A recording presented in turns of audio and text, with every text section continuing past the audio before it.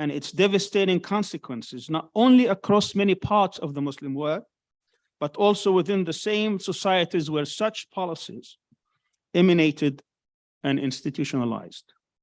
This year, we at CIGA and Sabah ad-Din Zaim University, in cooperation with the Prince Al-Walid bin Talal Center for Muslim Christian Understanding and the Bridge Initiative at Georgetown University in Washington, the University of Religions and Denominations in Iran, the University of Malay in Malaysia, the University of Lahore in Pakistan, and the International Islamic University in Islamabad, Pakistan, came together to organize this conference with a clear focus on the utilization and its instrumentalization of Islamophobia, its devastating effects and resulting long-term impact on society and politics in Muslim-majority countries. This is a very unique conference where I don't recall any particular conference that focused on Islamophobia within the context of Muslim-majority countries.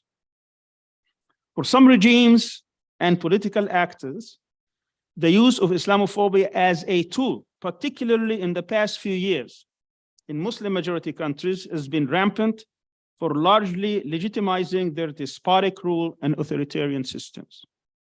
It has also been used as means to delegitimize certain political opposition groups in these societies, particularly in the aftermath of the Arab Spring phenomenon.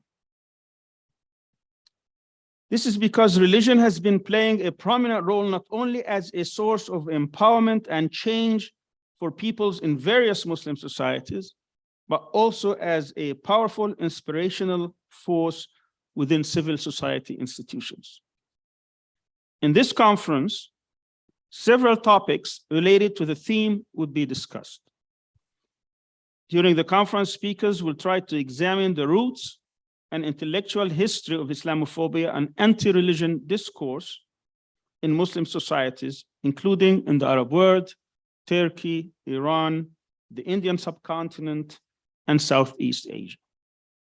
They will examine the impact of political, legal, cultural, and social factors, as well as the spread and proliferation of some social trends within Muslim societies, including anti-religious discourse, modernity, secular thought, and even gender issues. There will also be several speakers who will examine the role of authoritarian regimes and state-sponsored religious scholars in promoting Islamophobia.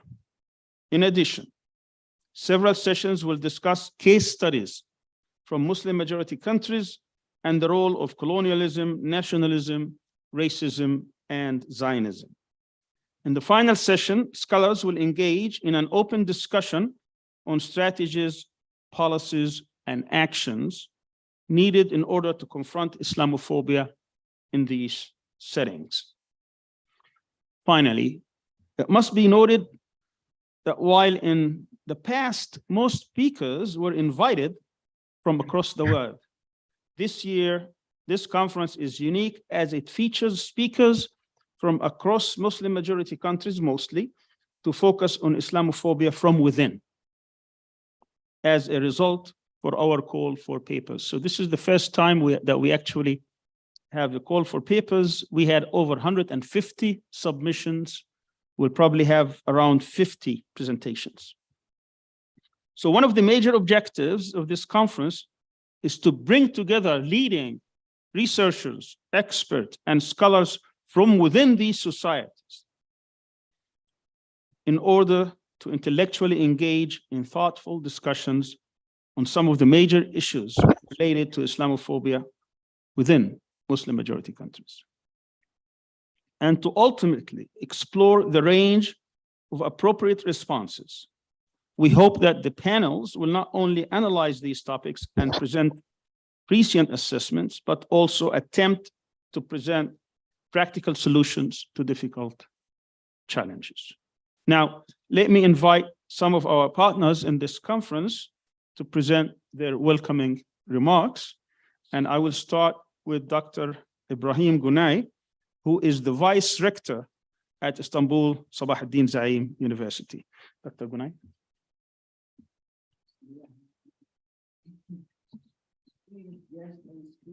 Faculty students. Bismillahirrahmanirrahim. Distinguished guests and speakers, faculty, students, visitors, members of press, ladies and gentlemen. It's my great honor to welcome all of you to 4th International Conference on Islamophobia here at Sabahattin Zaim University. My name is Ibrahim Güney, the Vice Rector of Sabahattin Zaim University. I am speaking today on behalf of our Rector, Professor Ahmet Cevat Acar, who sends his warm greetings, but it's unfortunately traveling and couldn't be with us today. I want to begin by thanking the Center of Islam and Global Affairs for helping organize this very important and timely conference. I extend my deepest gratitude to Center Director, Dr. Samuel Arian and CIGA's staff for their dedication, diligence, and excellent organization.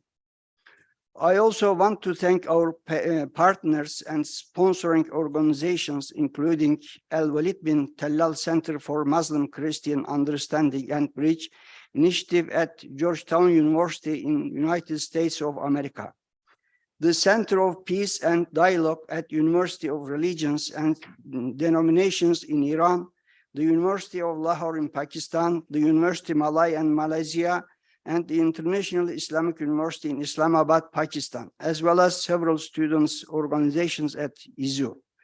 We really appreciate your participation and for being part of this magnificent conference. Since 2018, CIGA and Sabahattin Zaim University hosted 3 international conferences on Islamophobia, where over 100 internationally renowned scholars from all corners of the world joined us to examine Islamophobia's impact on the globe. We are proud to have hosted these scholars. We are equally proud and delighted to welcome a number of few scholars to continue this critical conversation. This year's conference will focus more intently on discourses and impact of Islamophobia in Muslim majority of countries. Particularly, the conference will examine the impact of culture and geopolitics in Muslim societies. Most of the Islamophobia conferences around the world focus on its impact on non-Muslim societies. But this year's conference offers a unique opportunity to look inward and examine Islamophobia from within. So as Muslims around the world continue to bear burden of Islamophobia, whether outside or inside the Islamic world, is not only incumbent upon us as thinkers, researchers, and scholars to understand, express, and outline its discursive and geopolitical dimensions, but also identify some of the potential ways by which community, by thought leaders, as well as civil society institutions can begin to propose solutions. Indeed, the dire nature of Islamophobia's impact on the world cannot be overstated today. In Myanmar, the native Rohingya have been brutalized, killed, and expelled for their Muslim faith. In India, Islamophobia has taken an ugly turn in Kashmir. The other states where Hindu nationalists have been turning peaceful coexistence into polarized communities. Under the hands of the Chinese government, Uyghur Muslims are similarly being subjected to industrial-scale persecution. In Europe and North America, Muslims often find themselves the victim of government surveillance, media pressure, and are otherwise forced to live in fear because of the rise of extremist and racist groups.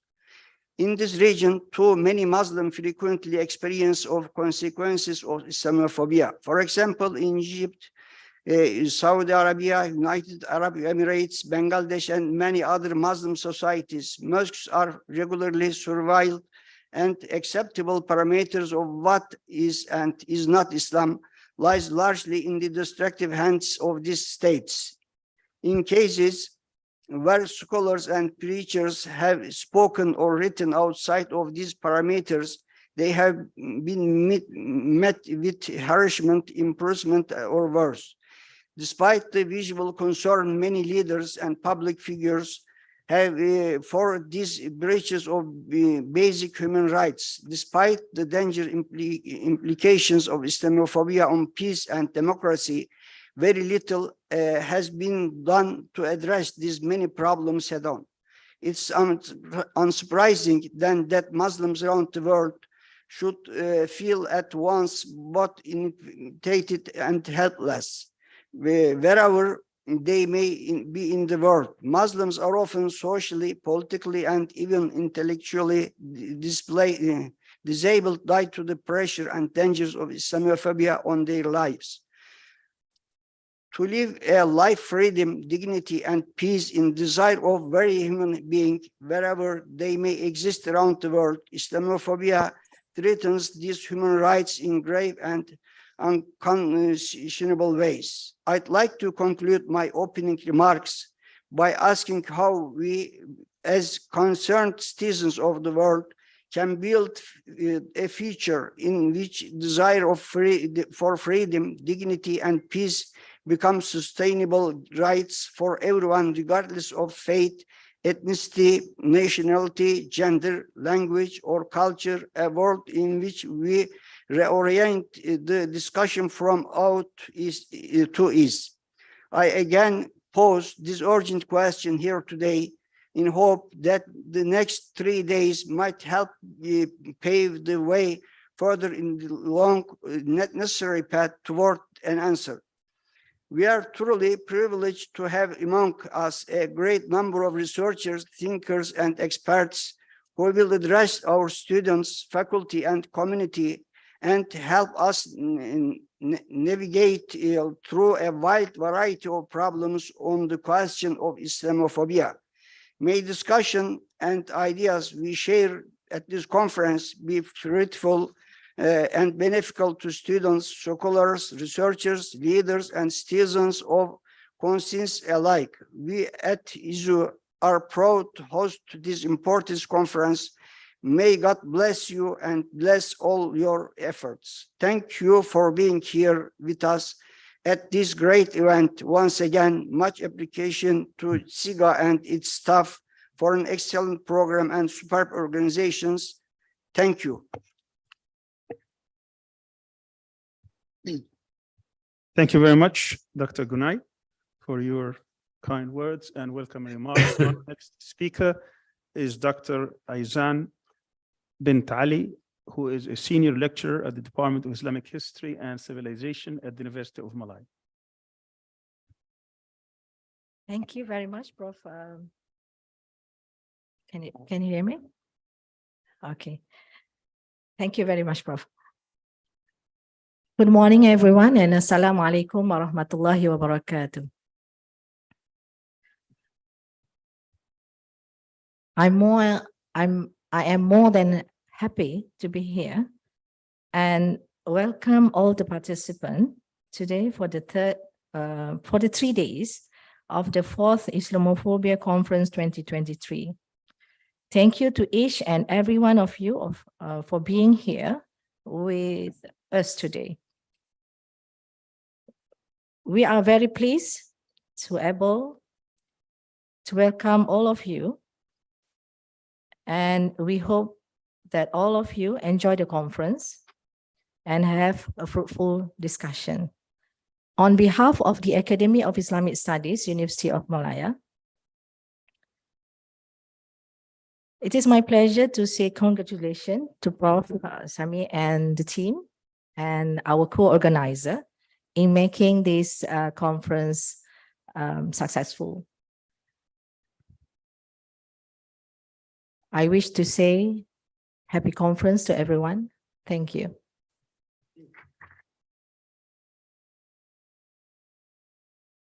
Our next speaker is Dr. Muhammad Muzaffari, who is the founder and first director of the Center for Peace and Dialogue at the University of Religions and Denominations in the Islamic Republic of Iran.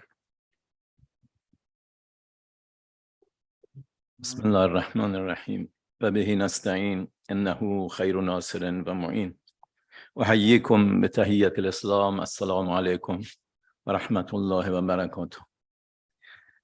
Thank you very much, Dr. Sami, and thank you to the participants. It's my pleasure to be in your team. Thank you for including us, including our center in your team.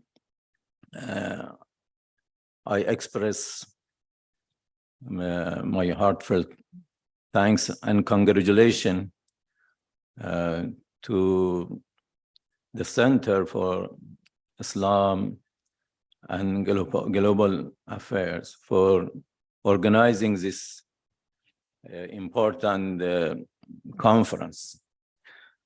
In fact, the topic of this year conference is very important,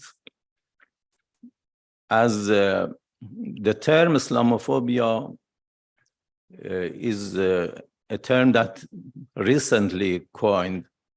I believe maybe it was coined in 1980s, but it got popularity in common usage, especially in the Western media.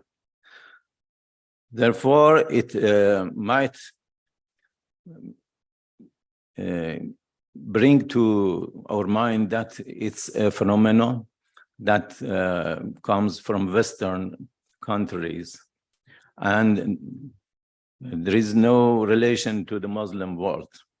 While after the Arab Spring, as noted by our speaker, Dr. Sami, the challenges of Islamophobia is not limited and restricted to the Western world. It's a phenomenon that also challenge our societies, because after the Arab Spring, many regimes remained in power or regained their power, and the Islamic movements were not able to handle this challenging situation. Therefore, then our young generation are seeking for alternative scenarios, for alternative approaches, and many ideologies such as nationalism and secularism, liberalism are offered as alternative to our Islamic approach in organizing our society and to gain progress, to bring happiness for our nations, and also to coexist with our neighbors. Therefore, it's very important to discuss this topic from this angle.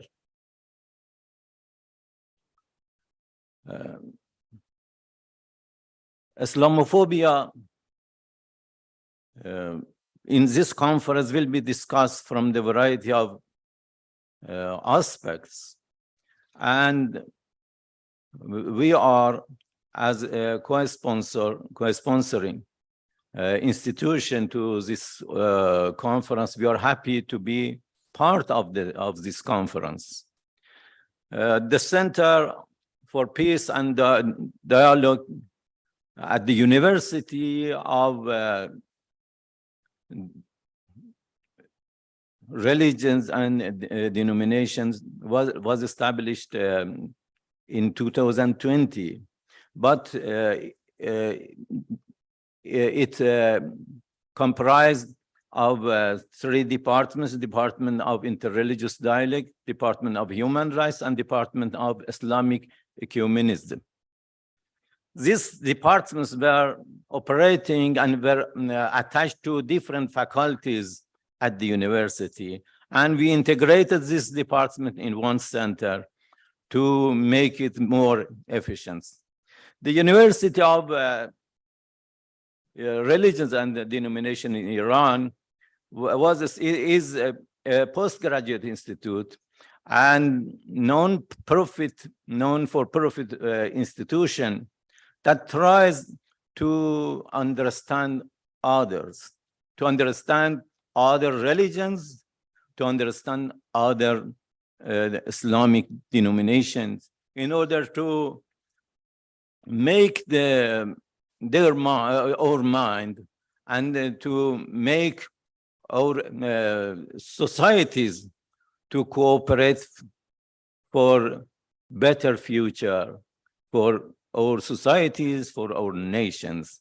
I again thank you, Dr. Sami, for including our center in your team, and I hope a successful conference for this 3 days. Thank you very much. Thank you, Dr. Muzaffari. Our next speaker is Mubashara Tazamu. Mubashara is the Associate Director of the Bridge Initiative, which is a research project on Islamophobia at Georgetown University. Mubashara. Thank you, Dr. Al-Arian. Assalamu alaikum, everyone. Good morning. Thank you for joining us here. I'm going to start off by thanking all of the co-sponsors. Thank you, Dr. Al-Arian. Thank you, CIGA, and thank you for the staff for putting this together. I'm just going to give you a little bit about the Al-Walid Center, which is where the Bridge Initiative is based under.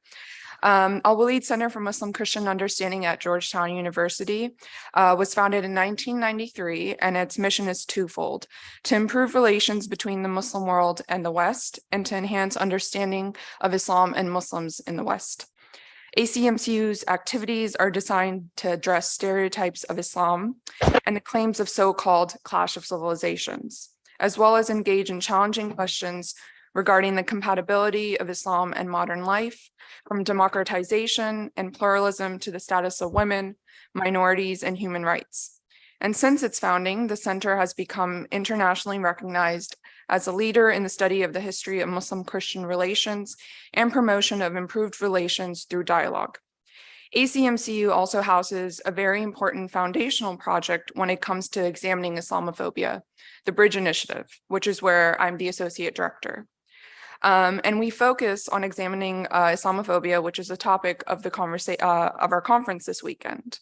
It was founded in 2015 and born out of the need for incisive and accessible information on Islamophobia in the age of the internet. And Bridge aims to disseminate original and accessible research, offers engaging analysis and commentary on contemporary issues, and hosts a wide repository of educational resources to inform the general public about Islamophobia. The growing erosion of Muslims' civil and human rights that we see as a result of the globalization of Islamophobia today is a dangerous attack on religious pluralism and human rights. In an age of rampant disinformation, conspiracy theories, and growing violence, Bridge's work to provide incisive and accessible information remains vital. Now in its 8th year of operation, Bridge has produced hundreds of pieces of research and analysis and has grown into a reliable resource for educators, journalists, and the general public. Thank you. Thank you so much, Mubashara. Each one of our distinguished guests here would be also introduced during their respective sessions to give their background as well. Our final speaker for this panel is Dr. Rabia Akhtar. Dr. Rabia is the Director of Center for Security Strategy and Policy Research at the University of Lahore in Pakistan. She's also the founding director of the School of Integrated Social Sciences at the University of Lahore. She's joining us through internet. She wasn't able to be with us, so she's virtually with us. Dr. Rabia.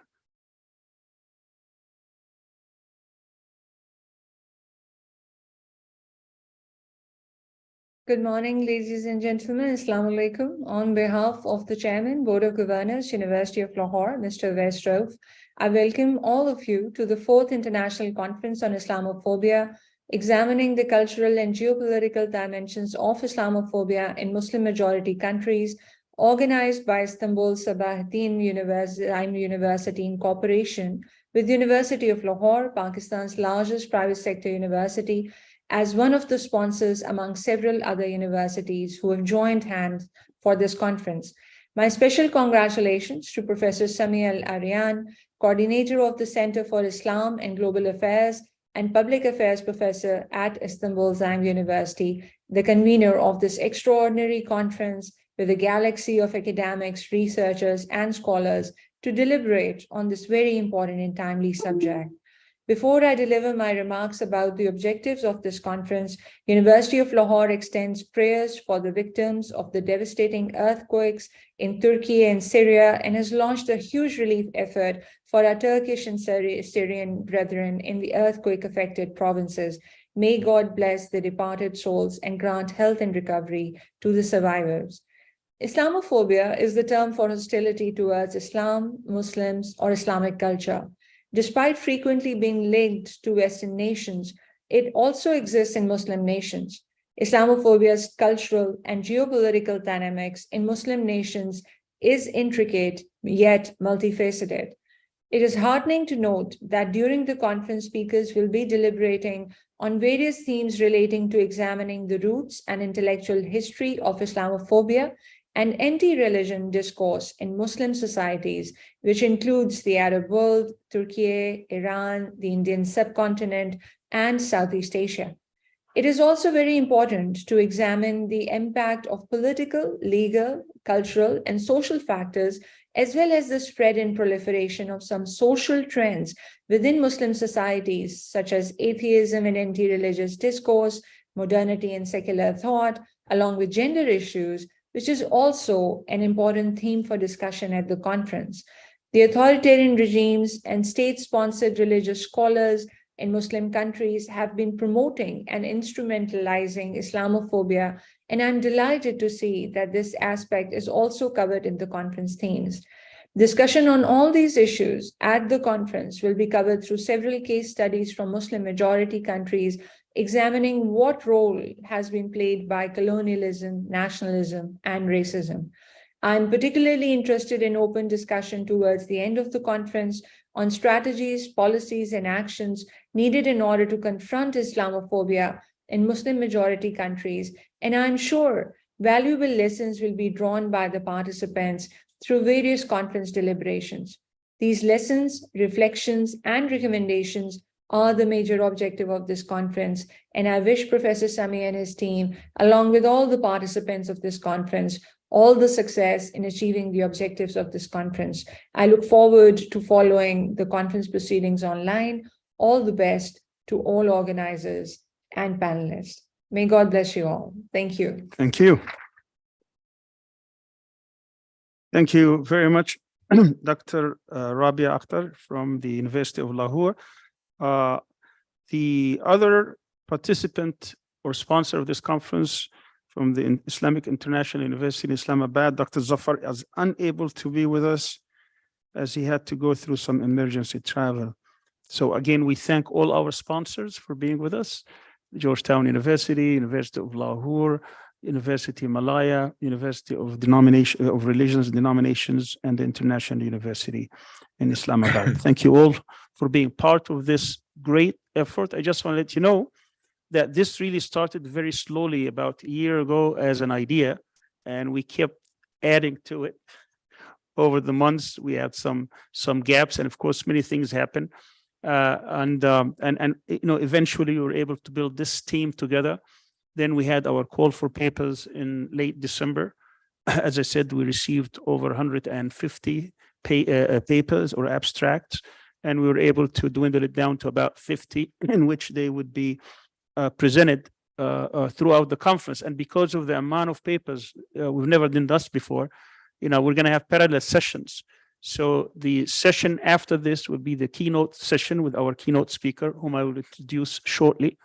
And after that, we go to lunch. After lunch, we're going to have our first session, which will be in this auditorium, and we will talk about 5 different cases of Islamophobia within Muslim majority countries: the Arab world, Turkey, Iran, Malaysia, and Pakistan.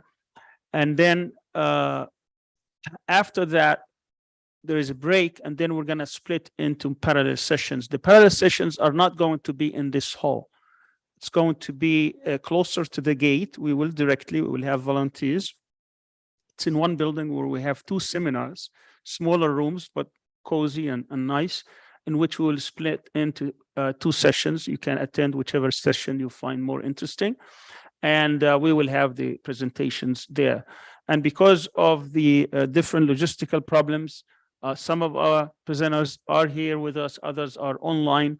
So it's a massive undertaking to make sure that we get everybody in line, everybody on stage, as well as everyone who is presenting online. But this is the beautiful age of technology where we can bring people and voices from around the world.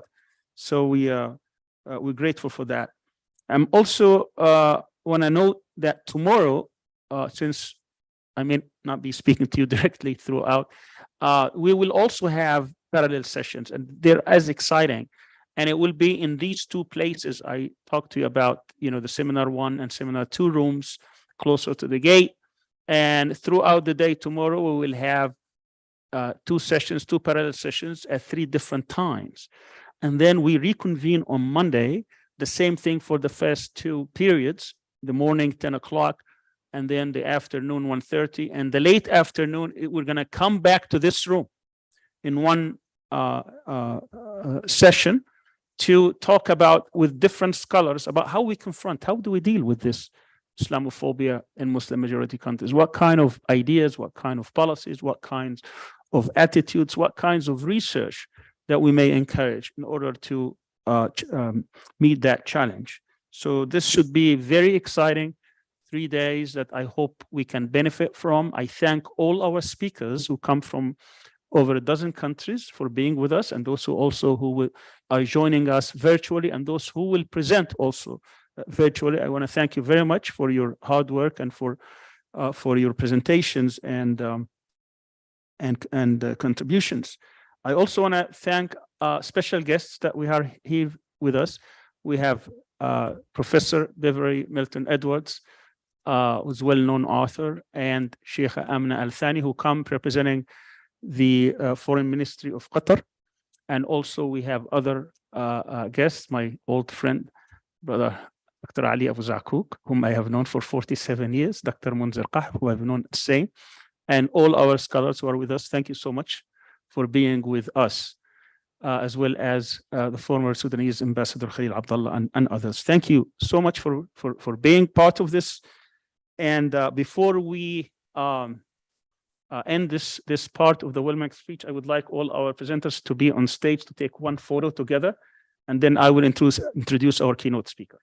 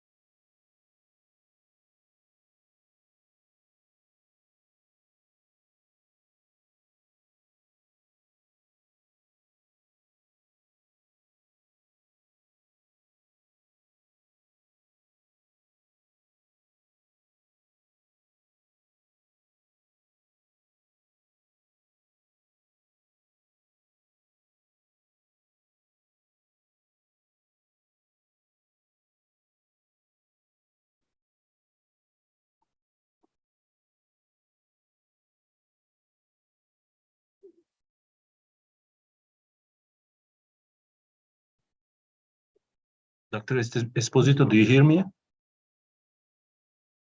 Yes, I do.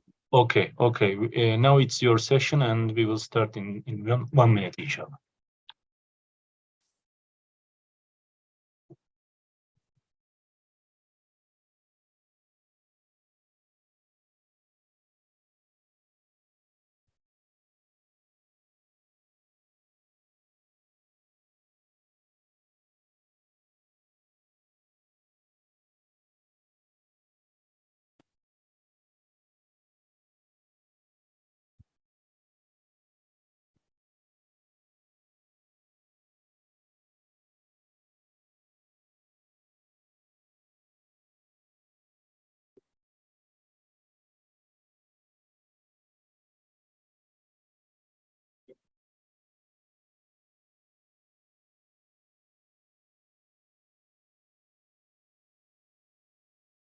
While we're waiting for Dr. Esposito to appear on the screen, I just want to echo what has been said before, that our condolences and our prayers and thoughts go to the victims of the earthquake.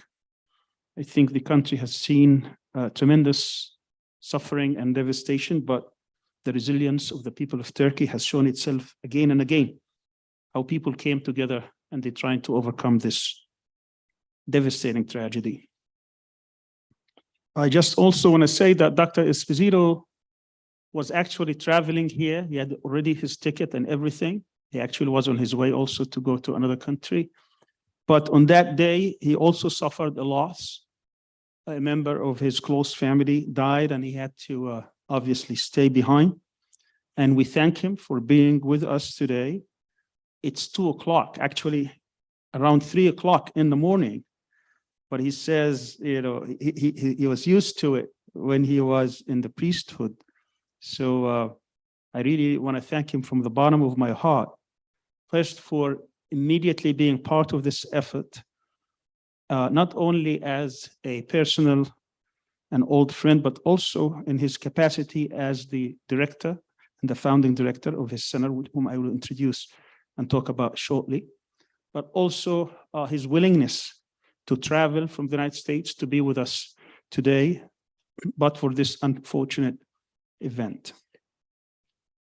Dr. Esposito is a university professor. This is not a description, it's a title. It's a title that's only given to 3 professors at Georgetown University to show his accomplishment and outstanding record. He's professor of religion and international affairs and Islamic studies, as well as the founding director of the center whom Mubashra introduced earlier, Al-Walid bin Talal Center for Muslim-Christian Understanding at Georgetown University. He served in many capacities, including being a consultant to government and many other institutions. He's the author of over 50 books. If there is a single person in the United States today who defines Islamic scholarship or defines intellectual rigor when it comes to Islam and Islamophobia, it is really Dr. John Esposito. He has over 50 books. He's authored over 50 books, including what everyone needs to know about Islam. Of course, his first book, Islam, the Straight Path, which is classic in anyone who studies Islam 101.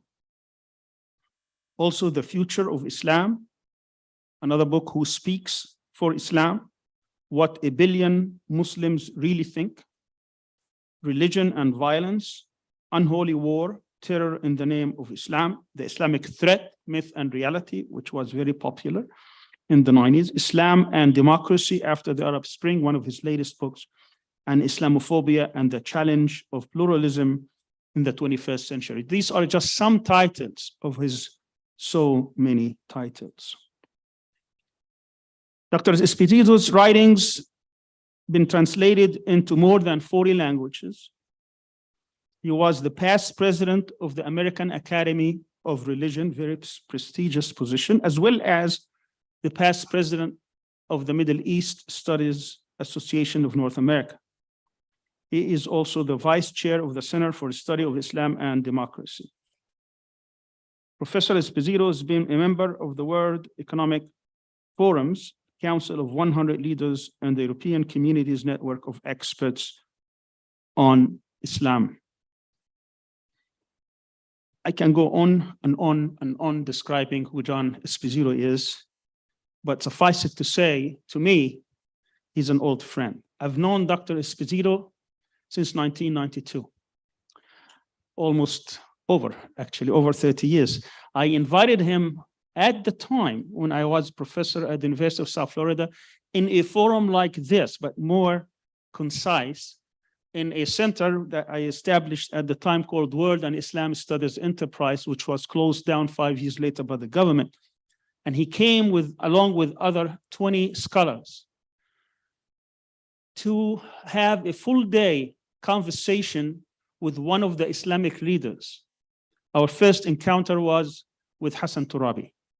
So that's when I got to know John and see his scholarship and rigor and great intellectual mind. And the following year, we had another one with Professor Khurshid Ahmed in 1993. We were trying to recruit him actually at the time to the USF. He ended up with Georgetown. They had the money, we didn't. At any rate, in 1993, I was privileged to be in a panel with him as well as with Edward Said. I don't know if he remembers that or not. We were invited by the CENTCOM. CENTCOM is the Central Command, which is one of the 7 commands of the US Defense Department that rule the world. CENTCOM Command is what rules this part of the world. 23 countries now, there used to be 22. And the topic at the time, we had about 300 military rank officers, I remember, with all military attaches from around the world and all these big generals. And the topic was Islam and the West. So we've been talking, and in light of the clash of civilization. So we've been talking about this for over 30 years and still almost the same topics. But it's good that we at least get to not only talk about them, but also propose what are we going to do about them. So it really gives me great pleasure to introduce John. Just one last story. Shows not only John as a great intellectual scholar, but also as a great human being. When I was under house arrest, there would never be a month without him coming and visiting with me. And I owe also my presence in Turkey, not only to God, but also to John. It was him, while I was looking for a country, that he went out of his way to meet with President Erdogan at the time and plead with him that they take me, in which he immediately accepted. So it was through John that I'm here in Turkey and we have this conference. So big hand to John Esposito. Thank you so much.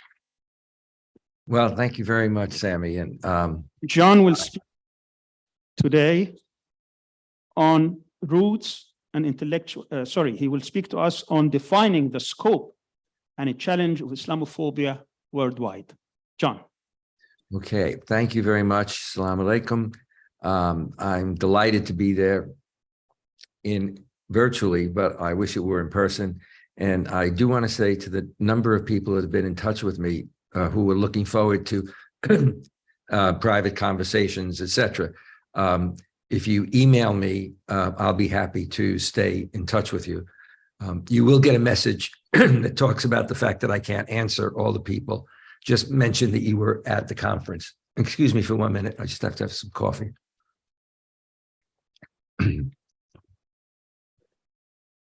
My keynote address will address the globalization of Islamophobia from the US and Europe to the Middle East, Asia. The US and European domestic foreign policies and politics and the notion of a global war on terrorism have played a major role in the growth of Islamophobia domestically and internationally. However, in recent years, the biggest crises of Islamophobia now exist, as many of us know and have written about, outside of the Western world, in the genocides in China, the Uyghurs, Myanmar, Rohingya, and the dangerous growth of Islamophobia in India and in Kashmir under the Modi government. I'm aware of the speakers and what they will be covering, and so I'm trying to provide a context, and in particular, a context that tells us how, at a very early period, Muslims were cast as the enemy. That is a very early period, if you will, at this time. That is post the Iranian Revolution, actually. The origins of Islamophobia in the West.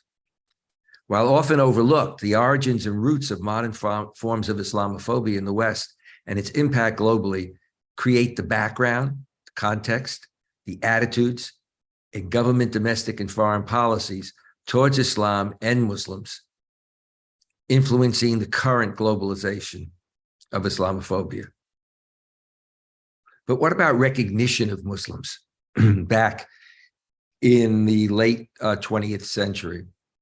While Muslims lived in Western countries prior to the Iranian Revolution, their numbers remained relatively small. This was certainly true in the United States and elsewhere. They had no broad-based identification and visibility as Muslims. Arabs and Muslims were identified primarily by the country or ethnic background that they came from, as Egyptians, Lebanese, etc., rather than by their religion. And there were very, very, very few mosques in America. What about knowledge of Islam in government, in education? Prior to the Iranian Revolution of 1979, Islam and Muslim politics were invisible in relevant professional organizations like the Middle East Studies Association, the American Academy of Religion. Invisible in the training of diplomats and the military. That only occurred in the United States in the mid-1980s, when I joined with a foreign service officer to develop programs for diplomats who were going overseas. Islam and the Muslim world were invisible in most of our educational institutions, schools, colleges, universities, with a few exceptions, and invisible in the media. When I finished my PhD in 1974, there were no jobs in Islamic studies. There were no book contracts, no invitations to speak. I was hired because I had been trained in Islam and Islamic studies, but I had minored in Hinduism and Buddhism, and so I could teach world religions. Oh, and parenthetically, sorry, my voice is bothering me for some reason. Maybe the time. I was never ordained a priest. I was in a monastery for a long time, but never ordained a priest. And have been married almost 58 years. So you can see why I want to make clear I was never ordained a priest. This all, the situation with regard to Islam all changed dramatically with the Iranian Revolution. But what did that mean? It meant that for people who were not familiar with Islam in the Muslim world, they could see every day people demonstrating, shouting death to America in a variety of ways. They could see the hostage taking, etc. And as I often said, that kind of invisibility made everything visible. The Iranian Revolution basically gave me my career and my first Lexus, quite literally. So let's look at the West's encounter with Islam and with political Islam. Iran's Islamic Revolution in 1979 and the resurgence of the religion of Islam in Muslim politics, society, and culture were totally unexpected. Back in the day, the attitude was that modernization and development meant the marginalization of religion. And in a very famous book at that time called The Passing of Traditional Society, the author said, the choice in the Muslim world was Mecca or mechanization. But here you had an Iranian revolution, and you also began to see percolating up the development of Islamic parties, Islamic movements, and, if you will, a reassertion of religion. But it was the Iranian Revolution and Khomeini's call for the export of the Islamic Revolution that became the lens through which Western governments and many of their citizens who knew nothing else about Islam now encountered Islam and Muslims. Fear of what came to be called Islamic fundamentalism or the Green Menace. Heavy coverage in the news was reinforced by subsequent hijackings, hostage-taking, and other acts of terrorism. And what emerged then was a notion of an Islamic threat, the Islamic threat. I wrote my book, The Islamic Threat, in the early 1990s. And I remember it was after the first Gulf War, and was writing about a concern about how Islam might emerge as an Islamic threat. And, I just wondered how serious that was, and would it be in passing? Now, for many of you, when you hear the phrase, for example, clash of civilizations, you think of Samuel Huntington from Harvard University and his clash of civilizations. But let me point out, that wasn't only occurred in the early 1990s, and I'll touch on that in a minute. It was one prescient scholar, Edward Said, a great scholar in the field, who in 1981, this is right after the Iranian Revolution, 1981, in the aftermath of the Iranian Revolution, he named what was to come, and he warned, quote, "For the general public in America and Europe today, Islam is news of a particularly unpleasant sort. The media, the government, the geopolitical strategists, and although they are marginal to the culture at large, academic experts on Islam are all in concert. Islam is a threat to Western civilization. Negative images of Islam are very much more prevalent now than any others, and that such images correspond not with what Islam is, but to what prominent sectors of a particular society take it to be. Islam and the West, a clash of civilizations. Those sectors have the power and the will to propagate that particular image of Islam, and this image, therefore, becomes more prevalent, more present than all others." So he predicted more than 10 years before Huntington. Huntington's article appeared in 1993. Now, I would note in passing, and I say this with some hesitance, I was on a panel with Huntington and a number of other people, Fuad Ajami and several others. And it was on, I think the title was something like Islamic Fundamentalism in the Middle East. And the first thing that Sam said was, "I don't know why I'm here. I don't know much about the Middle East." When the panel was over, the chair said to people, "I think you should read the next issue of Foreign Affairs. Sam has an article in it."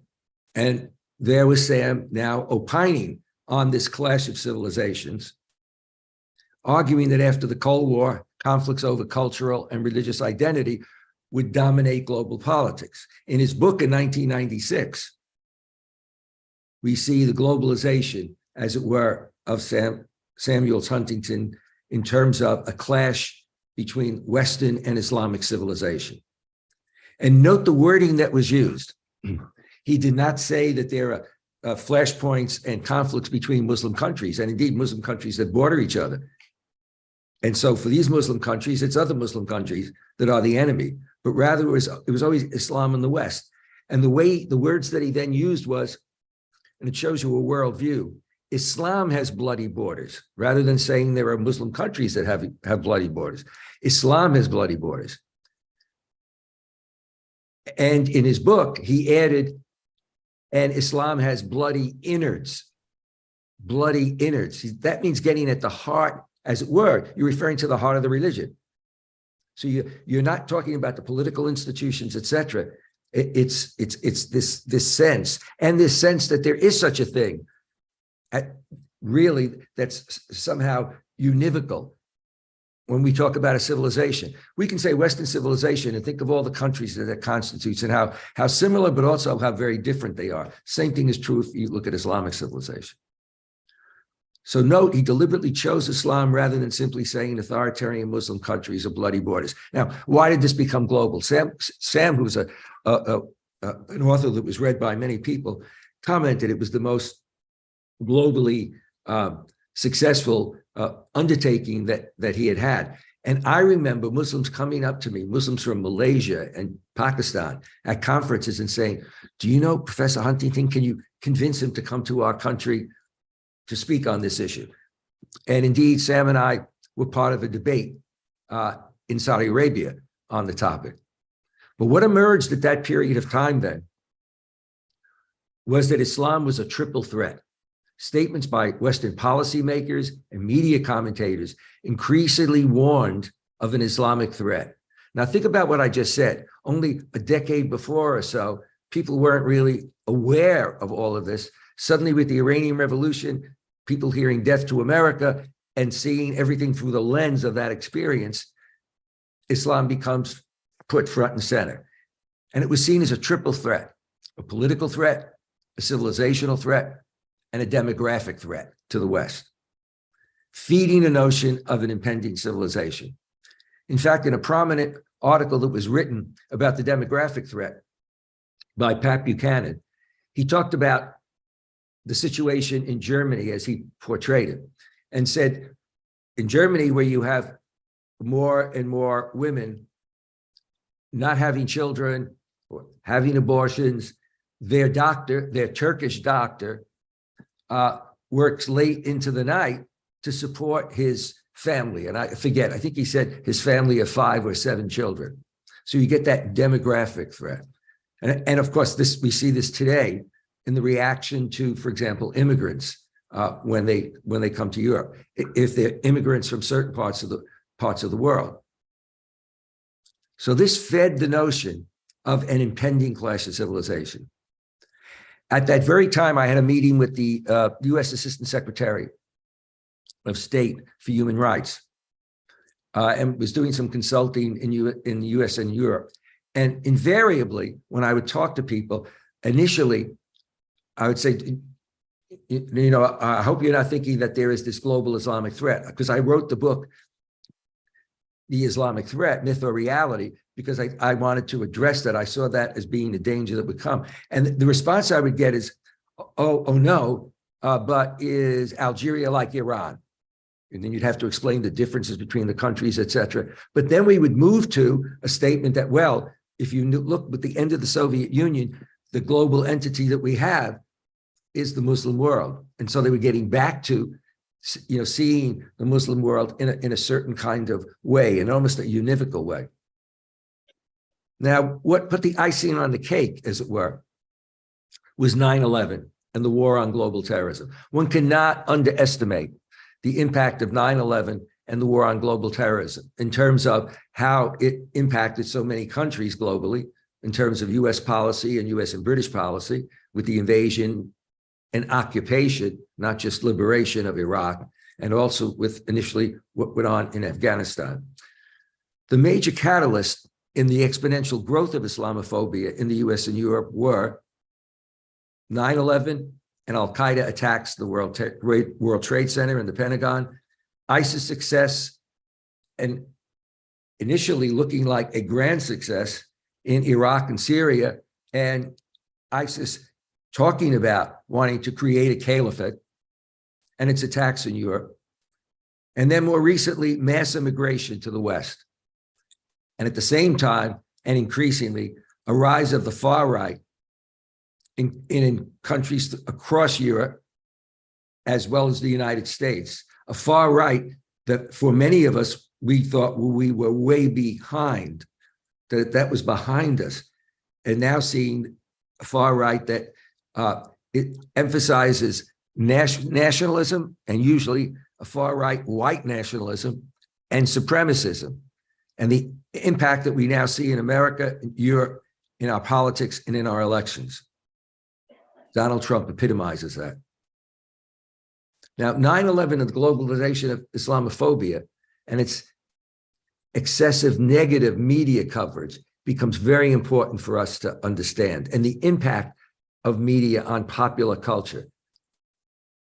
Because with media, not just print, but particularly social media, you have the globalization of almost anything with websites, etc.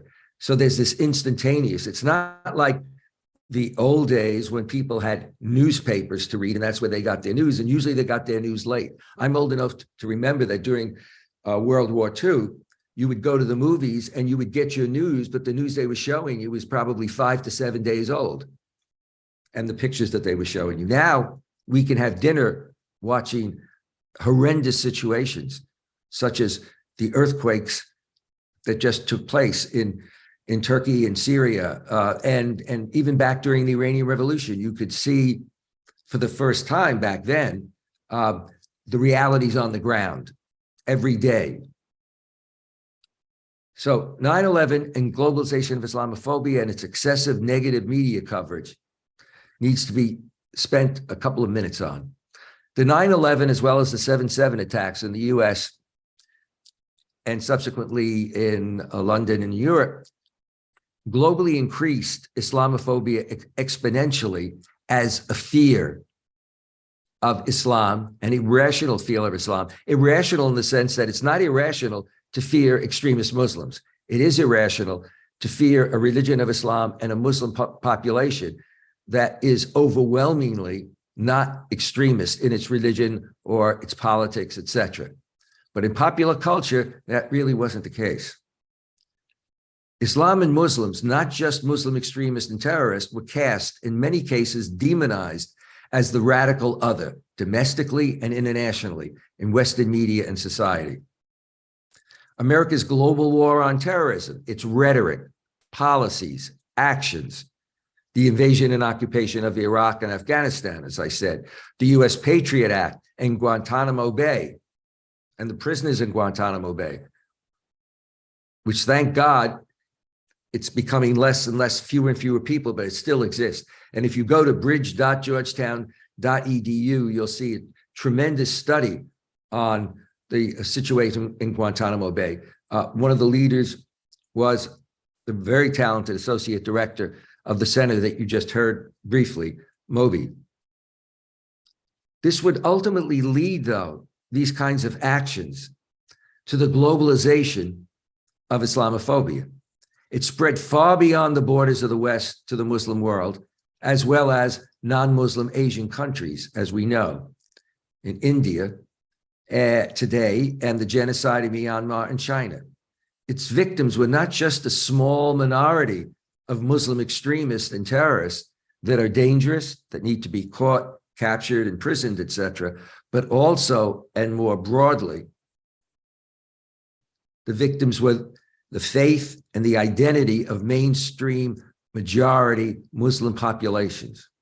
What about the role of the media? There's a statement, if it bleeds, it leads. So you get the sensational bad news. I ran a conference with media, and we had the head of a very, very important media outfit, and then we had somebody from the Washington Post, and a Muslim participant actually got up at a certain point and said, why do you just emphasize the bad news? You know, why did you talk about everything else that's going on? And the person who was the head of this prominent publication was somebody with a PhD, very bright, post that job, has written books on a lot of topics, from George W. Bush to religion, etc. But he basically said, in all honesty, he said, you know, media is driven, and if it bleeds, it leads. If it bleeds, it becomes a lead story. So mass media, but especially social media, have played a critical role, providing a platform for anti-Islam and anti-Muslim statements by political and religious leaders, media commentators, and a host of other preachers of hate. To what extent has the media been an enabler, a major part of the problem? I would suggest, if you get a chance, to look at some of the media that was done in the last 15 years by Media Tenor, Tenor, based in Europe. A study that they did called A New Era of Arab-West Relations found that of nearly 975,000 pieces, catch this, 975,000 news stories from US and European media outlets, networks significantly reduced coverage on events in the Middle East and North Africa to actions of militants. And here's where you can see it. The 975,000 pieces of media were looked at from 2001 to 2011. It demonstrated a shocking disparity. In 2001, when you looked at all that media, 2% of it were news stories in the Western media that presented images of militants, while just 0.1% presented stories of the vast majority of ordinary Muslims. By 2011, the 2% jumped to 25% of the stories presenting a militant image. while images of ordinary Muslims remained at 0.1%. Notice that enormous disparity. And it's 975,000 pieces of media in the West, in the US and in Europe. The result is an astonishing imbalance of coverage, a significant increase in the coverage of militants, but no increase at all over a 10-year period in the coverage of ordinary Muslim. Now let's look at social media websites. We had an explosion of social media websites with domestic and international impact, and its consequences have taken advantage of bad news to spread their prejudice and hate and to brushstroke all Muslims with the terrorist image. What we found in the United States, for example, and Bridges has written a good deal on it, as have other organizations done studies on it. An organized Islamic network, a social media organized Islamic network with engineered campaigns that are organized and persistent, consisting of a cottage industry of pundits, bloggers, authors, lobbyists, elected political officials, some religious officials, ideological, agenda-driven, anti-Muslim polemicists with significant funding. In one study that was done in the US, and there were several, over a 5 to 7 year period, as much as roughly $215 million went to these authors and websites and the creation of these websites. Now for some brief comments on the globalization of Islamophobia. And I'm touching on areas that some of you are going to talk on. And so I'm not getting into it in any depth, but I want you to see the kind of picture that I'm trying to draw of how we came from nowhere, an invisible, if you will, in general, Islam and the vast majority of Muslims, for example, within the West, to where we are today. If we look at Europe, just to pick two, France and Austria, but Germany also has major issues. In response to the October 16, 2020 brutal murder of a secondary school teacher killed by an 18-year-old Chechen immigrant, the French Interior Minister ratcheted up France's negative approach. France, the government, not here simply talking about, let's say, Islamophobes that are on the margins or whatever. France, the government, called for swift government measures against the enemy within, referring to France's Muslim community. The enemy within, referring to the community. And you can see how it was the community by some of the policies that they then began to put in. The Muslim community's religion and culture was seen as a threat.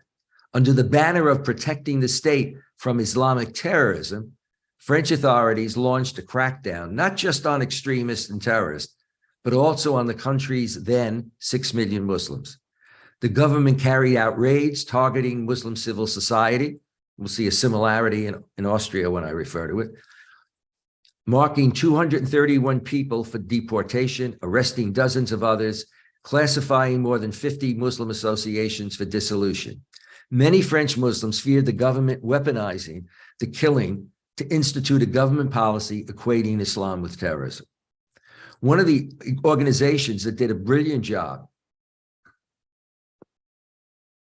so one of the organizations that French authorities identified, though, this one that does a brilliant job, or did, for dissolution, was an NGO called the Collective Against Islamophobia in France, an advocacy organization that documented hate crimes against Muslims. If you document hate crimes against Muslims in countries like France, Germany, Austria, the United States, you get a negative blowback. The organization had noted rising anti-Muslim sentiment in France and found, for example, in 2019, that there were nearly 800 anti-Muslim acts and 77% increase in 2 years. Yet France's Interior Minister, with no proof, called the organization an enemy of the Republic and shut it down. They also shut down 73 mosques and Islamic schools. Macron, like right-wing candidates Le Pen and Zemmour, campaigned in the last elections in terms of the Islamist separatism, claiming that government measures were needed to fight against what he called political Islam. But here, political Islam is not, when you talk it more generically in the field, political Islam having to do with Islamic movements, some extremists, many Islamic parties, etc., that are established over years. Here, political Islam basically meant civil political Islam. Muslims that were functioning in society. Austria and its attack against Muslim civil society, similar to Macron's policies and crackdown on Muslim civil society. And this is a major one that we cover in a number of pieces on Bridge, bridge.georgetown.edu, bridge.georgetown.edu. Out of modesty, Moby did not mention that on Facebook we have more than 1 million, sometimes 1.1 million followers. Since I'm not known for modesty, I feel I can say that. But you'll see very good stories with lots of data on this. Early in the morning, on the 9th of November in 2020, Austrian special forces raided the homes of 70 Muslim community leaders and academics across the country. Listen to this, on suspicion of establishing terrorist organizations, organizing terrorism, money laundering. It involved more than 900 police officers and special agents, 900. They stormed in the middle of early morning, the houses, in some cases beat down the front door, came in with weapons drawn, sometimes 20 into a house with weapons drawn, even when parents would say, please don't go to my children's room, with your weapons drawn, they would move in. It was called Operation Luxor, named after an ancient city in Egypt. It was the largest coordinated police raid in Austria since World War II. Professor Farid Hafez, a distinguished Austrian scholar and expert on Islamophobia, very well published, a senior researcher for us, was one of the victims, he and his family. The chancellor at the time proposed a law to make political Islam a criminal offense. They were looking at Muslim civil society, people who were professors and teachers and organizers and ran schools, but now using the phrase political Islam as if it was a political threat to the country. Austria's interior minister announced that the police raid targeted alleged Muslim Brotherhood and Hamas-linked people. Those of us that work within Western societies know that if you want to catch attention, you throw that accusation out. You just brushstroke. Despite this allegation, not a single person was arrested or indicted, although the case dragged on for a couple of years, and they didn't find any weapons. But what did happen is that during that period of time, for several years, those arrested had their assets and their bank accounts frozen, which impacted their ability to pay rent, as well as lawyers and other aspects of life, and even their employment in some situations. The search warrant for Professor Hafez's home alleged that he was working to destroy Israel and topple Sisi's government in Egypt. Now, an Austrian professor, Dr. Helmut Krieger, a political scientist at the University of Vienna, commented, the raid should also be viewed within the context of Austrian foreign policy. Operation Luxor was intended as a means to criminalize politically active Muslims in Austria under the label of political Islam. Politically active meaning those that are concerned about education and support for education, those that are concerned about setting up schools, those that are concerned about their civil liberties, their civil rights. We're not talking about political parties or political parties that want to take over the state. None of this, it took more than 2 years for the case to be thrown out. However, the Austrian state understands political Islam as deeply influenced by the understanding of it in countries like Egypt or the United Arab Emirates. Now, let me move to the role of authoritarian regimes and also Islam in Asia, and I'll be brief. China, perhaps no state is as organized and systematic in its oppressing of Muslims on the basis of their ethnicity and faith than is China and its treatment of the Uyghurs, imprisoning them in what are basically concentration camps. They call them re-education camps. Second, the increased enhanced surveillance of Uyghurs in their homes, mosques, and daily life. And third, the state's use of disinformation on social media in an attempt to combat reports of Uyghur abuse. But it's being declared genocide in many parts of the world now. The Trump administration declared it as genocide. They did it for political reasons, which I don't have time to get into. The Biden administration was very quick to declare it as genocide. Myanmar, the situation in Myanmar, the horrendous situation, and with what we have with media today, you can see videos that were done with the Rohingya to drive them out, to drive more than 1 million Rohingya out. The burning of villages, the burning of people. Literally, I've seen videos of babies being thrown into the fire to terrorize and push out. Unlike China, where the genocide of Muslims was orchestrated by CIGA government and state officials, the genocide of the Rohingya in Myanmar was organized and executed by the military junta, with support from elements of radically oriented Buddhist monks, which doesn't really represent, they don't represent the vast majority of Buddhist monks or Buddhism as it actually is. And sadly, had the passive support of a Nobel laureate.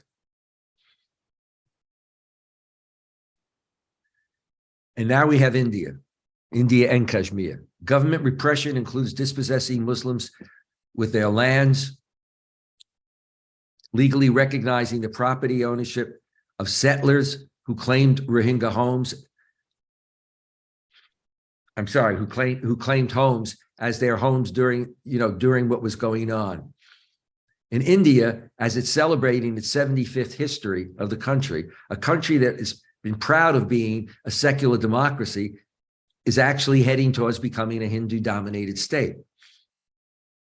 And you can see the dominance of Islamophobia in the legislative, educational, professional, and private spaces. Many Muslims are finding classrooms to be hostile spaces. In the past year, there are 2 major instances of Islamophobia in India. High schools, in one instance caught on film, a professor referred to his Muslim student as a terrorist. Muslim women in school are banned for wearing the hijab, etc., etc. Unfortunately, it is not only in the classroom that Muslim women were unsafe in India. Shockingly, and shocking the global community, in August 2022, the state freed 11 men who had been convicted of gang raping a Muslim woman in 2002 on the basis of her faith. The freeing of the rapists was evidence of the Modi government's increasingly anti-Muslim orientation and policies. State-sanctioned violence and repression have grown, including bulldozing properties owned by Muslims. In a move strikingly similar to Israel's IDF, Muslims have reported arriving home to find Indian state officials with papers resembling warrants permitting them to destroy their homes or property.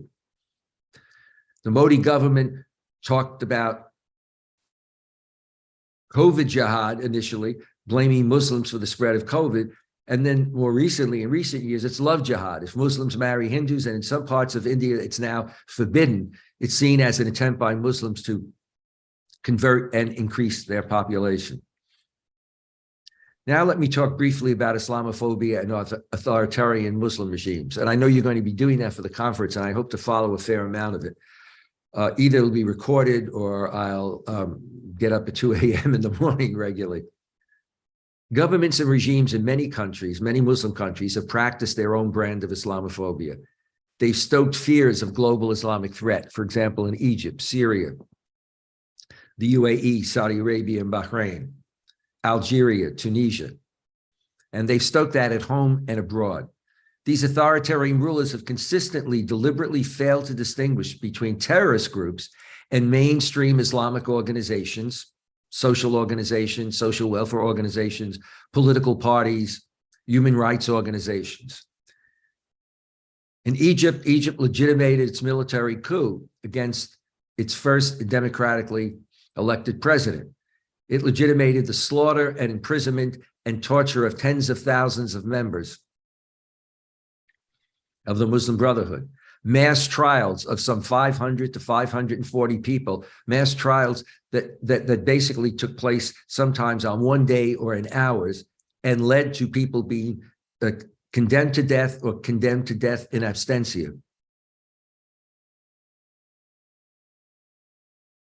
We see that some countries like the UAE and Saudi Arabia, who were major supporters of the coup that deposed Egypt's democratically elected president, subscribe to this same kind of mantra. They openly warned Western governments about a global Muslim threat, not only in the Muslim world, but present in the West. A whole list was sent to the United States and countries in Europe a few years ago. And President Obama, after looking at everything, after 2 weeks, basically said, what you're saying is not true. These movements like CARE and others are mainstream Muslim organizations. Some Arab regimes spend millions of dollars on think tanks, academic institutions, and lobbying forums to shape thinking in Western capitals. So either supporting some think tanks and suddenly you have coverage of unit of that part of the world, or starting their own think tanks. But it's not the example of those that support think tanks. For example, Qatar has a think tank in Washington, and others that support the ability of people to understand the politics, the culture, the religion of culture, and relations with the US and the West.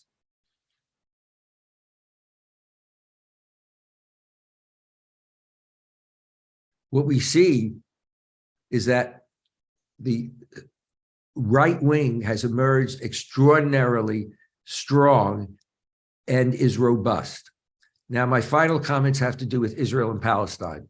And here I'm going to take a quote from a prominent American Jewish organization. Islamophobia in Israel and Palestine is one of the least covered examples of Islamophobia.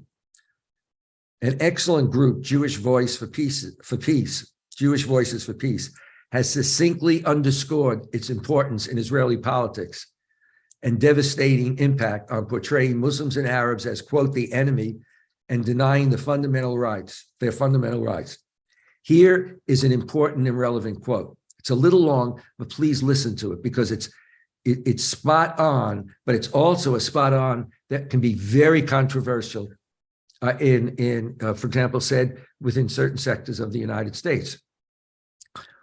So this is a quote from Jewish Voices of Peace. Islamophobia plays a key role in building and sustaining public and US government backing for Israel. Right-wing Christian and Jewish groups dedicated to denying the fundamental rights of Palestinians deliberately fuel fear of Muslims and Arabs, commonly assumed to be Muslims, to push their agenda in the Middle East.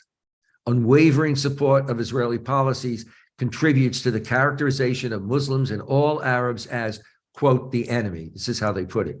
And to the perpetuation of Islamophobia, or the failure to speak out against it. A money Islamophobia Israel network, bound by ideology, money, and overlapping institutional affiliations, both furthers a rapidly anti-Muslim climate in this country and helps bolster the state-sponsored Islamophobic anti-Palestinian policies adopted and promoted by the US government. And it continues, an impetus for the view that Muslims are enemies of Israel and the West came from the introduction in 1990 and the subsequent popularization of what I talked about, the term clash of civilizations. The idea that somehow Western civilization is locked in an implacable battle with Islam, resulting from fundamental cultural differences without really talking about the issues of imperialism, neocolonialism, struggle for natural resources. The virulent anti-Muslim clash of civilizations concept, they say, views more than 1 billion Muslims as belonging to a monolithic, insular, inherently backward, violent, and inferior culture that cannot be changed. It provides an ideological foundation for both the war on terror and the militantly pro-Israel belief that, quote, the West, close quote, must back Israel because of, quote, fear of large Muslim minorities, unassimilated and unassimilatable. And my closing comments, US and EU foreign policies. Despite rhetorical commitment to democracy and human rights, the US and EU have consistently sided with authoritarian regimes. George W. Bush himself noted that in his first term, and also under Republican and Democratic presidents before him, the US practiced democratic exceptionalism. In other words, we talked about promoting democracy in the world, but we made an exception when it came to a good deal of the Middle East and Muslim countries. Ironically, this was said to justify the US-UK invasion and occupation of Iraq. They justified its interventions, invasions, and occupation in the name of bringing democracy to Iraq and the Arab world, while also supporting the status quo of its authoritarian allies.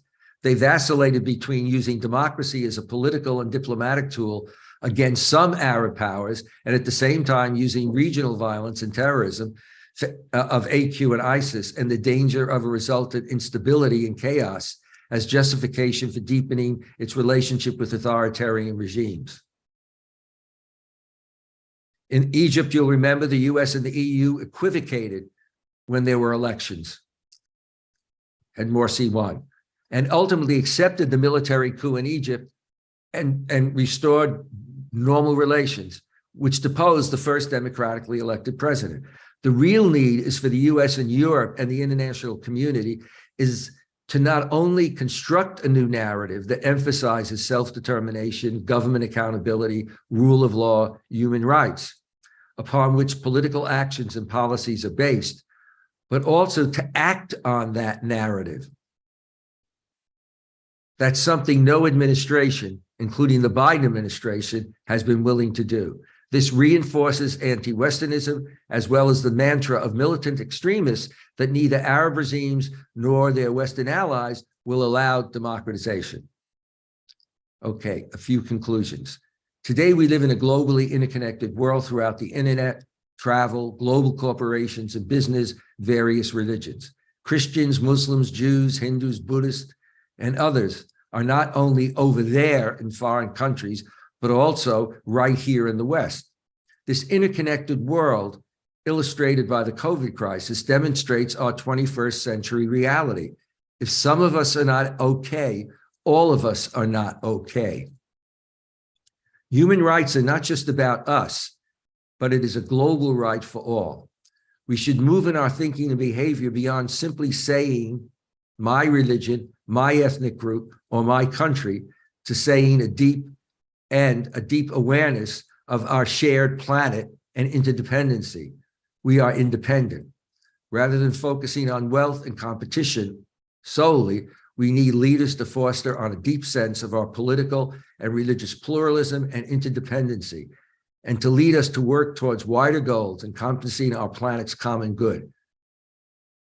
Among our 7 billion beings, we all have a role to play. Thank you. Connection. Are you there, John? I'm here. Okay. Are you done? Because we lost you the last half a minute. I am here. All right. Very well. Thank you so much. That was a great start. Big hand of applause for Professor Esposito. Dr. Esposito started with a historical narrative of the origin of, or the modern use of Islamophobia and how it started at the end of the Cold War. He then gave objective, cogent, and comprehensive analysis of its impact. And I think he hit all of the relevant points. And I think that's why I call it a great start for the conference. We have a few minutes for any questions or comments from the audience. Meanwhile, I will start with my first question, and you're going to get all questions together. You lump them and maybe give one long answer. And my question revolves around the fact that modern Islamophobia, as we know it, starting perhaps at the late 80s, early 90s, of course, it has long origin, as you pointed out, and the late Professor Edward Said and others, and we can trace them back even centuries. But in its proper form, it really came to the forefront with the collapse of the Soviet Union and the rise of unipolar power. Now we're changing into a multipolar world. And I was wondering if you had any reflections about Islamophobia in a multipolar world. Suffice it to say, of course, that many authoritarian regimes within the Muslim majority countries are trying to exploit that phenomena for their own political purposes. But I don't know if you've reflected upon the fact that in a multipolar world, would that lessen or even hasten the use of Islamophobia? If there are any hands here, we really have few moments. I would like to give maybe 3 opportunities for people to ask any questions. Let's start in the back. Please identify yourself and be brief.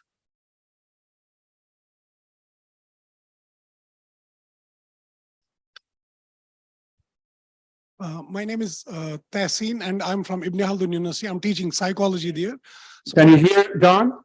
Yeah, I hear. Okay. yeah. So as for the name Islamophobia, it's a kind of a phobia which is based on irrational thoughts. My question to you is, sir, that how we can expect someone who is delivering this definition for Islamophobia on the basis of their rationality, because they think it's something which is bad for their policies or bad for their interest. So how we are, as a Muslim, you are expecting us to change that rationality, because they are the one who is defining that it's bad. They are the one who is defining how bad it is for the humanity and their policies and everything. So what should be our tendencies or capacities by which we can say that it's not a phobia, it's based on your irrational thinking only? Well, I think that the way it can be done, frankly. Put all questions together. Can you write, or do you want to answer all one by one? Because I'm trying to time. At this time of the morning, I better do it one by one. All My right. brain is functioning. We got mine and his, and then we'll go to 2 more. Go ahead. Yeah. I think that I'll work backwards. The way we have to address it is we have to see more examples, and there are examples of countries and political leaders, but more importantly, organizations, human rights organizations, religious organizations, Muslim organizations, Christian organizations, and in America, 1 or 2 Jewish organizations, for example, that speak out about these issues in society. And we need to emphasize it in our universities and in education. That was why I established Bridge 8 years ago at Georgetown. I mean, the center was working on these kinds of areas. I first started using the word Islamophobia and writing about it in the 1990s. And I would note that it wasn't until 2010 that you had the first major publication, Time magazine, with a front cover that used the word Islamophobia. And I think it's important in Muslim countries. Muslim countries, you work at home for home, but you also work for, because you're interconnected to the rest of the world, to therefore be involved. And I think that it's important for governments to be involved. It's in government's interest, because governments are dealing with, all kinds of political issues, but also issues often of immigration. And it's important for governments to be involved. It's important for universities to be involved. It's important for the sectors of society to be involved. And the reason I emphasize this, and I really want to emphasize this as much as I can, is the slight example I gave, and it may have been lost on some of you, where over a period of, I forget, maybe a 5-year to 7-year period, based on IRS returns, that is income tax returns that were looked at, you had close to $215 million being given by individuals and organizations to these Islamophobia websites, etc. And this exists, you know, in the world. So I think it's a matter of having a will to do it. Why don't we have more of this action on campuses? People have to be willing to take a stand. Now, I know there are a lot of academics out there, so let me say something, okay? If you're really going to step out front, okay, make sure that you're fairly secure with tenure. Or really step out front, but do be aware of the fact that when you're getting into these into some of these areas, it is very, very controversial. I myself, when I talk about the Middle East, for example, the way I try to get people beyond their stereotypes that all Middle Eastern countries are authoritarian, et cetera, is to cite other countries in the Middle East and their track record and their policies. So I think that's really important. In terms of this question of a multipolar world, I think a multipolar world, it could be a positive thing. I fear that a multipolar world can be a dangerous thing, in the sense that if you actually take a look, not only at reports, for example, in the US, from government agencies and others, but reports around the world, the rise of the far right, and a far right that is anti-other, anti-immigrant, so that you have wonderful Northern European countries. I love to go to Norway and Sweden, etc., where you don't have many Muslims, but you have burning of the Quran, you know, in Sweden, etc. I've been at conferences and you have people who come from countries like Poland or even Australia and say, and they don't mean this literally, but they're making a point. The good news is we don't have a lot of Muslims. The bad news is we have disproportionate amount of Islamophobia. So this is something that we have to worry about. Xenophobia is very much there in general. Thank you. All right. Any other questions? Two more. We'll get one here. Then one in the middle. Assalamu alaikum. I am Hajra Amjad. So I wanted to ask about the ambiguity surrounding the definition of Islamophobia. So I came here in Istanbul 2-3 days back, and the hotel where I was staying at, I asked for a prayer mat, and that guy was unable to produce that. And I, no offense intended, but generally think that Turkish institutional structures, they're very Islamophobic in nature. But then again, this was a negative attitude towards me on my religion. But is it Islamophobia? Because I was able to offer my prayers. I couldn't find the prayer mat. Versus people in China, maybe, who have to undergo a very extreme or strict form of de-Islamization, or maybe people in the West who have to undergo the historical pattern of hatred and prejudice. So don't you think that this ambiguity in the definition of Islamophobia may expound, maybe we are unable to, define our line of inquiry in a better way? Sir. Okay. I think, yeah, I think. Again, Go ahead. and very quickly, this will be the end because we're really getting out of time. One in the middle and one behind, and I'll get you in the next session. Should I wait for the next question or? Yes, please. Two more very quick, and then we'll end. Okay. Yeah. So, can you hear? Yes, yes. My name is Hassan Mahmoud. I teach sociology at Northwestern University in Qatar. My question is really quick. I really enjoyed your keynote speech where you brilliantly outlined the origin and gradual development of modern Islamophobia. I'm wondering if you also see ending of this in someday. If yes, how? And if you don't see its ending, why? The end of Islamophobia, I mean. Yeah. All right. And behind, and then we'll go to John.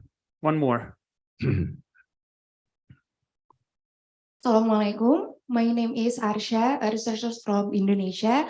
It's really great opportunity for me to hear some words directly from you, Prof. I'm actually a big fan of you and already read some of your books. And my question— You're obviously a brilliant person, if that's the case. Thank you. And my question is, as you have already stated that Islam was seen as a big threat, right? And some medias really try to picture Islam as a really, really bad guy.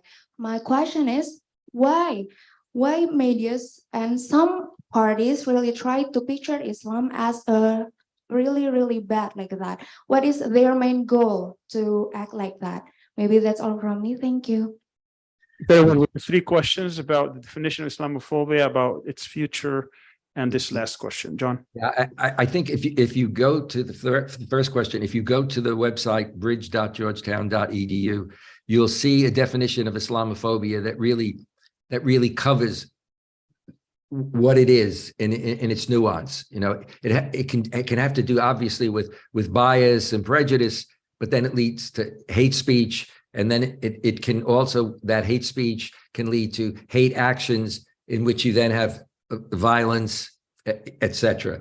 I think with regard to ending Islamophobia, let me tell you what happened. When 9/11 occurred, I have an academic council, and I had a very prominent co-directors of the academic council. And one of them said to me, John, your center's existed for 10 years, and the center has done a wonderful job, but this is going to put us back 20 years. And my reaction was hyperbole, exaggerated. It'll be 10 years. Well, look at where we are. I then was asked about 5 years ago at IIIT, the same question. And I said, I've now learned from the reality. Right now, it's impossible to see where an end will come. And part of the reason is we have the broader problem in many parts of the world of a rise of a far right. It's a political far right, but in some cases, it's a political far right that also has a religious patina to it. And that far right is becoming across the world in a way that's hard for one to imagine. The world we're looking at today is a world that when I talk to people of my generation, we never conceived. We conceived that every day in every way, things were going to get better and better. We were going to promote democracy, freedom, education. Those of us who were first generation were rising up, you know, et cetera. The realities of it, as we see now, is a very fractured world, a world with a great deal of violence, discrimination, and everything else that I discussed in my presentation, and that you'll be hearing at the conference. The why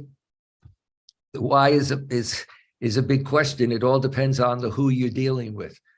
But many people have a problem, especially if they, for example, if you live in a country where you have a certain sense of what it means to live in that country. You have a whole history of being white, let's say Nordic, etc. And suddenly you have this population coming in that looks very different, that represents another religion, you know, etc.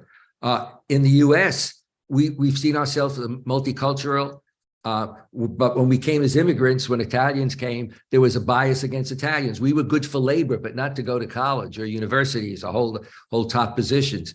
But what we see now is a very strong anti-immigrant attitude, a rise of a form of right-wing religion, as I said before, that has national and political implications. And you can see it clearly in what happened on January 6th. This is inconceivable to generations of Americans until very recently. So I want to thank Sammy for inviting me, and it's been a lot of fun. It's a first for me. I usually don't lecture at 2 a.m. in the morning, and I hope I'll be able to follow some more of your work. Thank you so much, John. Take care. For being part of that effort and for being with us. We really got a lot from it, and I think everybody here enjoyed it. And we're very thankful and grateful, and we hope that you can make it to Istanbul in the near future. In which Inshallah. Celebrate, inshallah. And in person, before let you go, we have some departing awards that I wanted to give you in person, but I have to give it to Mubashara, and she hopefully will deliver it to you.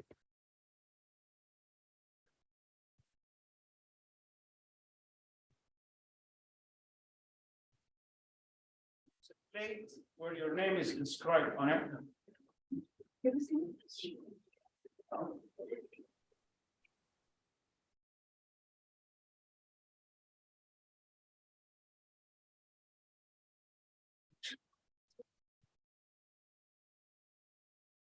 Wow.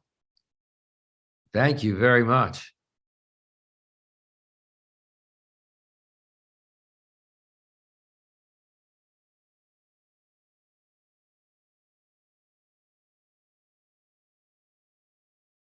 Thank you so much, everybody. And just before we leave, we're going to go to lunch now.